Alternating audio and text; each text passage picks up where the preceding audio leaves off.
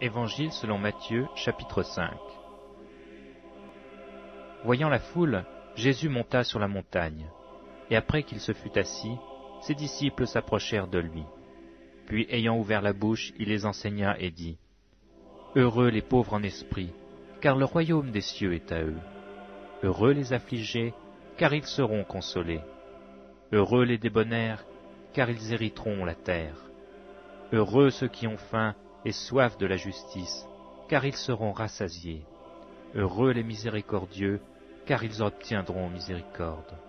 Heureux ceux qui ont le cœur pur, car ils verront Dieu. Heureux ceux qui procurent la paix, car ils seront appelés fils de Dieu.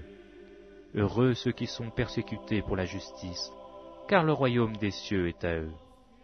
Heureux serez-vous lorsqu'on vous outragera, qu'on vous persécutera, et qu'on dira faussement de vous toutes sortes de mal à cause de moi. Réjouissez-vous et soyez dans l'allégresse, parce que votre récompense sera grande dans les cieux, car c'est ainsi qu'on a persécuté les prophètes qui ont été avant vous. Vous êtes le sel de la terre, mais si le sel perd sa saveur, avec quoi la lui rendra-t-on ? Il ne sert plus qu'à être jeté dehors et foulé aux pieds par les hommes. Vous êtes la lumière du monde. Une ville située sur une montagne ne peut être cachée. Et on n'allume pas une lampe pour la mettre sous le boisseau, mais on la met sur le chandelier, et elle éclaire tous ceux qui sont dans la maison. Que votre lumière luise ainsi devant les hommes, afin qu'ils voient vos bonnes œuvres et qu'ils glorifient votre Père qui est dans les cieux. Ne croyez pas que je sois venu pour abolir la loi ou les prophètes. Je suis venu non pour abolir, mais pour accomplir.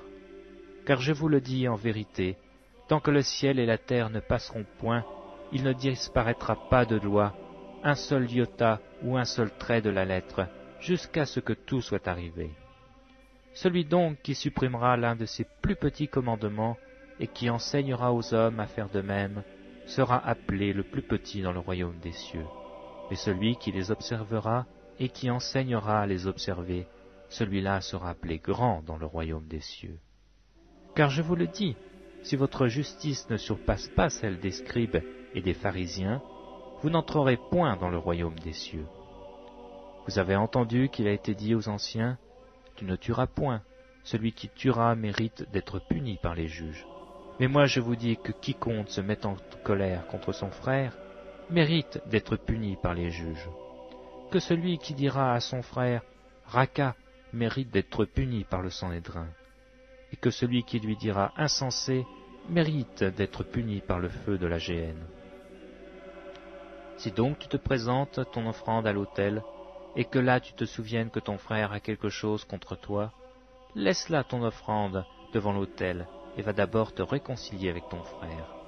Puis viens présenter ton offrande. Accorde-toi promptement avec ton adversaire, pendant que tu es en chemin avec lui, de peur qu'il ne te livre au juge, que le juge ne te livre à l'officier de justice, et que tu ne sois mis en prison. Je te le dis en vérité, tu ne sortiras pas de là que tu n'aies payé le dernier cadran. Vous avez appris qu'il a été dit, tu ne commettras point d'adultère. Mais moi je vous dis que quiconque regarde une femme pour la convoiter a déjà commis un adultère avec elle dans son cœur. Si ton œil droit est pour toi une occasion de chute, arrache-le et jette-le loin de toi, car il est avantageux pour toi qu'un seul de tes membres périsse et que ton corps entier ne soit pas jeté dans la géhenne. Et si ta main droite est pour toi une occasion de chute, coupe-la et jette loin de toi. Car il est avantageux pour toi qu'un seul de tes membres périsse et que ton corps entier n'aille pas dans la géhenne. Il a été dit que celui qui répudie sa femme lui donne une lettre de divorce. Mais moi je vous dis que celui qui répudie sa femme, sauf pour le cas d'infidélité, l'expose à devenir adultère, et que celui qui épouse une femme répudiée commet un adultère.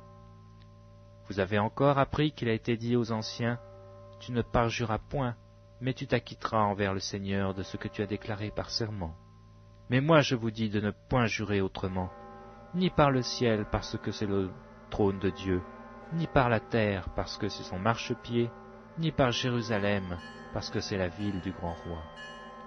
Ne jure pas non plus par ta tête, car tu ne peux rendre blanc ou un noir un seul cheveu. Que votre parole soit oui oui, non, non. Ce qu'on y ajoute vient du malin. Vous avez appris qu'il a été dit « œil pour œil, dent pour dent », mais moi je vous dis de ne pas résister aux méchants. Si quelqu'un te frappe sur la joue droite, présente-lui aussi l'autre. Si quelqu'un veut plaider contre toi et prend ta tunique, laisse-lui encore ton manteau. Si quelqu'un te force à faire 1 000, fais-en 2 avec lui. Donne à celui qui te demande, et ne te détourne pas de celui qui veut emprunter de toi. Vous avez appris qu'il a été dit, tu aimeras ton prochain et tu haïras ton ennemi.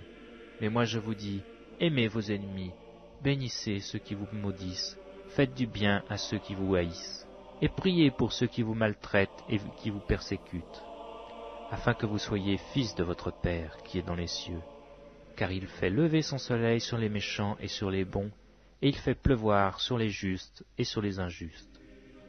Si vous aimez ceux qui vous aiment, quelle récompense mériterez-vous? Les publicains aussi n'agissent-ils pas de même? Et si vous saluez seulement vos frères, que faites-vous d'extraordinaire? Les païens aussi n'agissent-ils pas de même? Soyez donc parfaits, comme votre Père céleste est parfait.